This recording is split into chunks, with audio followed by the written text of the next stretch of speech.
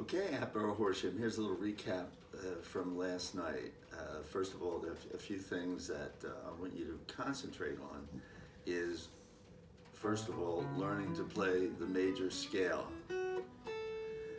And to play it now, thinking in terms of, this is the first, that's the root note. We're starting here on string 6, fret 5, which is the A note. So we're playing A major scale because that's the note we're starting on. That's the root note, and that's what determines the scale that we're playing. That scale has a definite shape. No matter where I move, no matter where I start a major scale, it'll have that on the first two strings. It'll have that the same pattern, the same template of what note I'm playing in relationship to all the other notes. The same form, the same pattern, however you want to conceive of it. So I'm just going to review that again very quickly because we've done this a number of times. But wherever I'm starting on A here just to keep it consistent. And it's going to take playing this scale. All the notes in the scale are going to fall within a 4 fret range, which is fret 4 to fret 7, starting on fret 5. And I'm just going to play every note that falls on fret 4 with my index finger, every note that falls on fret 5 with my middle finger, every note that falls on fret 6 with my ring finger, and every note that falls on fret 7 with my pinky. And the scale comes out as, the scale, by the way, is the 2-2-1-2-2-2-1 that we've always talked about. That's the separations. That you can see linearly if I just play this whole thing on string 6, 2, 2, 1, 2, 2, 2, 1. And it comes out with the popular do, re, mi. You can see the skips. There's a skip, 2, 2, 1, no skip, skip, 2, 2, 2, 1. Well, how does that look when we play it down here in a more practical way? It looks like this pattern that I'm going to give you, and the pattern is 6 fret 5, 6 fret 6, or 7, excuse me, 5 fret 4, 5 fret 5, 5 fret 7, 4 fret 4, 4 fret, yes Matt, I just did the dominant 7th again, 4 fret 4, 4 fret 6, 4 fret 7, 3 fret 4, 3 fret 6, 3 fret 7, 2 fret 5, 2 fret 7, 1 fret 4, 1 fret 5. That comes out as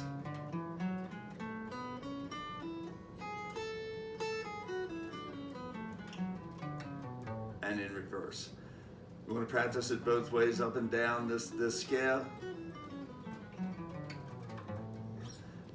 And just get your fingers used to that pattern. It's going to show up in virtually everything that you do on the guitar. So what can we take from this? What am I introducing that I want you to conceive of this and do this differently? I want you to do it as 1, 2, 3, 4, 5, 6, 7, 1. That's a repeat. That's then it'll be 1, 2, 3, 4, 5, 6, 7, 1. And the reason for that is 1, that's the root note, but 2 is called the second degree of the scale, or the second. When you say a chord, it'll be called the second. It'll be called the ninth, and I'll explain that.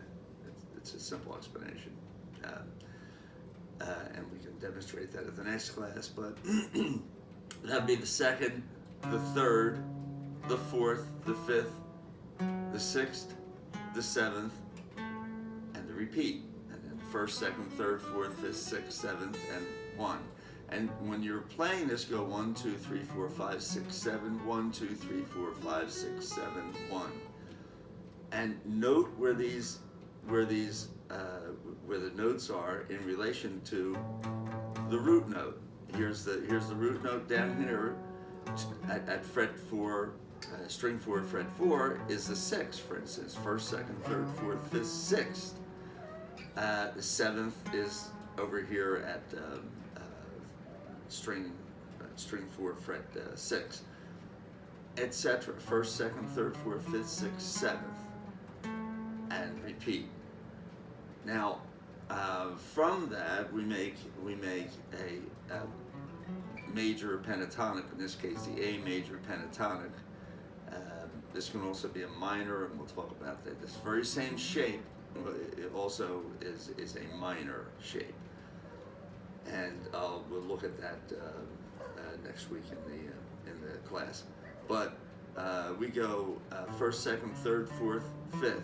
So here is how to make the major pentatonic scale from this. Pentatonic scale is a 5-note scale, which means we drop 2 from the 7 notes that we have here.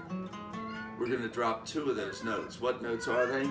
Well, they're going to be this 7th chord over here, this major 7th at string 4, fret 6, and we're also going to drop string 5, fret 4, or excuse me, string 5, fret 5, which is the 4th of the scale. 1st, 2nd, 3rd, 4th, we're going to drop that one. 5th, 6th, 7th, we're going to drop that, and then start to repeat 1.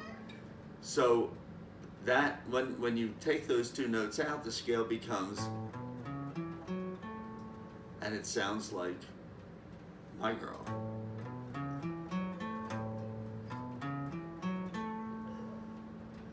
And it's pretty recognizable shape.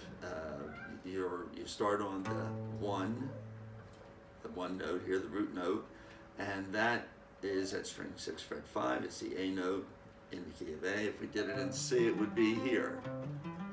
Same shapes. These shapes just move right along. The important thing is to know what the note is on string 6, because that's the root note that gives the name to the chord. So the major pentatonic shape would be string 6, fret 5, 6, fret 7, 4, fret 4, 4, fret 7, or excuse me, 5, fret 4, 5, fret 7, 4, fret 4, 4, fret 7, 3, fret 4, 3, fret 6, 2, fret 5, 2, fret 7, 1, fret 5, 1, fret 7. So the major pentatonic goes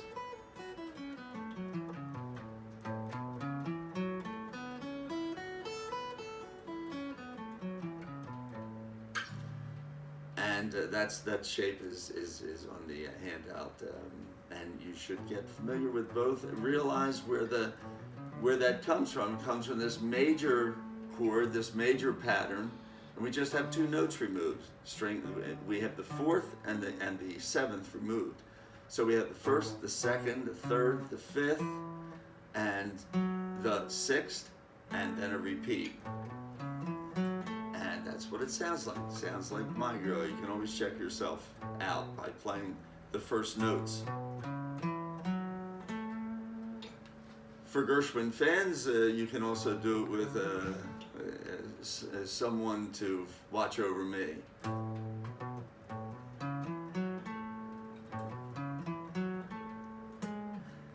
We'll do that. So, I'll call back to Gershwin. So, where is this useful? Where does this knowledge start to become useful? Well, it gives you where the 3rd and the 5th are. Why are the 3rd and the 5th important? That's what this video is. I'm going to do this in relation to chords in the next video.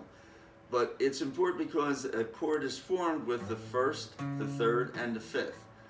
They're the most structurally important and the most structurally, they work best with a chord because that's what the chord's made out of. It's made of these 3 notes. The 1st, the 3rd, and the 5th, what happens to be the A, a C sharp, check that out, C sharp, and an E. And so you often hear as a bass,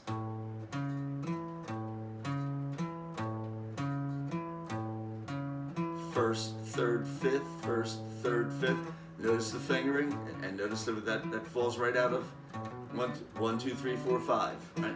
1, 2, 3, 4, 5. Now this shape works everywhere. I can't stress that enough. I'm going to cover in the next one for a chord. You have the fourth and the fifth here. You know where they are. And in chord formation, a 1, 4, 5 progression is sort of the basis of most rock. So how do we use that? Well, we'll talk about that in the next video. Okay, see you with the next video.